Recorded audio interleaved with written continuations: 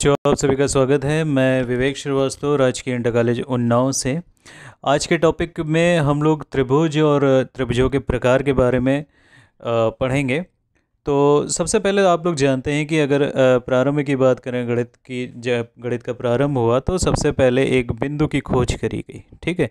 इस तरीके से अगर हम कोई भी दो बिंदु ले लें और उनसे होती हुई एक कोई आकृति खींचे तो उसे हम लोग नाम देंगे रेखा। ठीक है।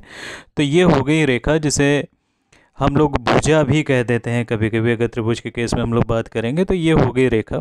इस प्रकार से जब कई सारी रेखाएं आई तो अगर हम दो रेखाओं को आपस में इस तरीके से मिला दें तो हमारा क्या बन जाता है बच्चों? कोण बन जाता है। और अगर इसी तरीके से हम लोग तीन रेखाएं ले लें, हम लोग कितनी रेखाएं ले लें? तीन रेखाएं ले लें और उनसे घिरी हुई आकृति बना दें तो क्या निर्माण हो जाएगा? त्रिभुज का। तो इस तरीके से अगर हम त्रिभुज की परिभाषा देना चाहें तो ये कह सकते हैं कि तीन भुजाओं से घिरी हुई आकृति को हम लोग बच्चों क्या कहते हैं? त्रिभुज कहते हैं। एक भुजा, दो भुजा, तीन भुजा, तीन भुजाओं से घिरी हुई आकृति को हम लोग क्या कहते हैं? त्रिभुज कहते हैं। तो अब यहाँ पर आप लोग देख रहे हैं, अगर हम फिर से देखते हैं इस चित्र को फिर से बनाकर, और ये तीन भुजा है। तो आप लोगों ने देखा एक भुजा, दो भुजा, तीन भुजा, इस तरीके से इसमें कितनी भुजाएं हो गई? तीन भुजाएं हो गई। अभी मैंने आपको बताया था कि दो रेखाएं इस तरीके से मिलती हैं और वो क्या बनाएंगी? कोण बनाएंगी। तो यहाँ पे देखिए, आपको ये इन दो भुजाओं के बीच में ये कोण दिख रहा है, इन दो भुजाओं के बीच में आपको ये कोण दिख रहा है, और इन दो भुजाओं के बीच में आपको ये कोण दिख रहा है। अर्थात इसमें तीन भुजाएं भी हैं और तीन क्या हैं? कोण भी है। तो इसका मतलब क्या हुआ कि त्रिभुज का अगर हम वर्गीकरण करेंगे तो वो भुजाओं के आधार पर और कोणों के आधार पर होगा। ठीक है। तो इस तरीके से अगर हम देखते हैं तो हमारी जो त्रिभुज है वो भुजाओं के आधार पर तीन प्रकार का होता है। वो भुजाओं के आधार पर तीन प्रकार का होता है: समबाहु त्रिभुज, समद्विबाहु त्रिभुज और विषमबाहु त्रिभुज। ठीक है।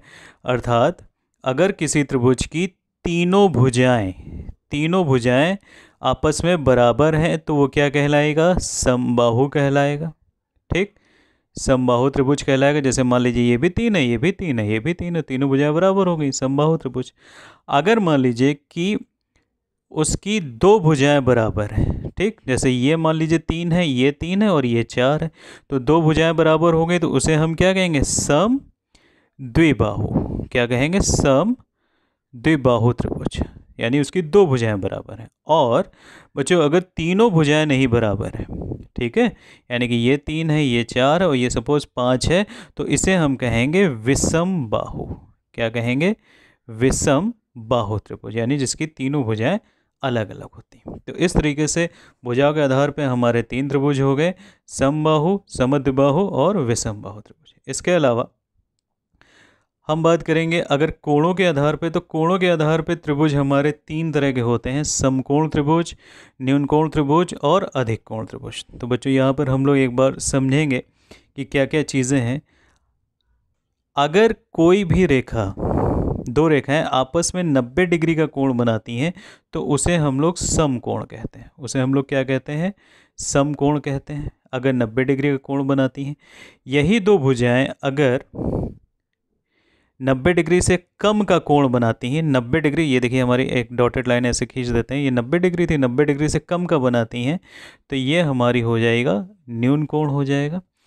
और बच्चों अगर यही दो भुजाएं आपस में एक दूसरे से 90 डिग्री, यहाँ पे 90 डॉटेड मान लें, 90 डिग्री से अधिक का कोण बनाते हैं तो ये भुजाएं, ये जो कोण होगा ये क्या कहलाएगा? अधिक कोण कहलाएगा। ठीक है। और इसके आधार पर ही हमारा त्रिभुज का निर्माण होता है। तो देखिए, अगर हम एक त्रिभुज बनाते हैं जिसका एक कोण 90 डिग्री का है तो इसे हम लोग कहेंगे समकोण त्रिभुज। ठीक है।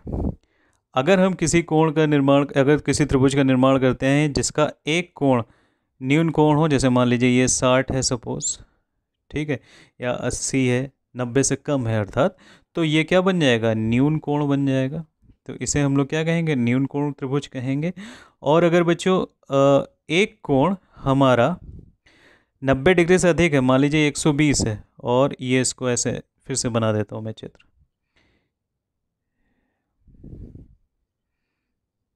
ये और ये त्रिभुज, एक ऐसा त्रिभुज बन गया। और ये कोण सपोज 120 डिग्री का है, यानी कि 90 डिग्री से अधिक का है, तो ये त्रिभुज क्या हो गया? अधिक कोण त्रिभुज। ये त्रिभुज कौन सा हो गया? अधिक कोण त्रिभुज। ठीक है, तो इस तरह से आप लोगों ने देख लिया कि त्रिभुज कितने तरह के होते हैं, भुजाओं के आधार पर और कोणों